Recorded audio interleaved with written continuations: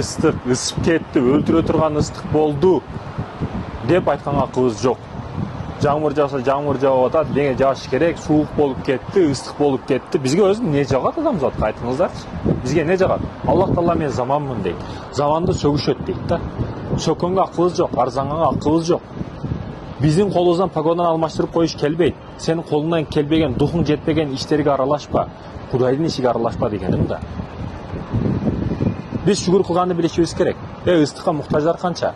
Бул жакта 1000 бай, бизге жамырды кереги жок деп атат. А бул жакта бир жетим бала мага жамыр бер Аллахым деп атса, ошонун себебинен, жетим баланын себебинен 1000 байдын дуасы кабыл болбойт, жетимдик кабыл болуп жамыр жайы берет. Айтайын дегеним, биз өлчөлөрүбүздү туура коюшубуз керек. Аллахтын погодасы.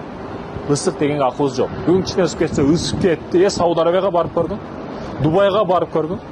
Мен барган жерлеримден эң ошол жакпаган жер Дубай болгон. Неге? Чыга албайсың, күнүз дагы көчөгө чыга албайсың. Ушунчалык терлер агып кете берет. Айтайын дегеним, ыстык жерлер өтө эле ыстык. Сиз суук деп ысык көлгө кирип кетейин деп музак деген жериңизди кайнатып коет. Кайнак булак кылып коет Кудай Таала. Каалоосу ошондой боло турган болсо, бол деген нерсе жетиштүү. Ошондуктан биз ыстык экен, суук экен, андай экен, мындай экен деп катын чалышып коюштун кереги жок. Эркек болуш керек. Арзанбашыбыз керек.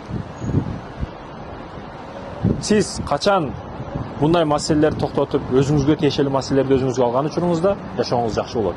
Анан Кудайдын ишиге киришип, мыйзамдын ишине киришип, аяктын бияктын ишиге кирише берсеңиз, проблемадан башыңыз чыкпай калат.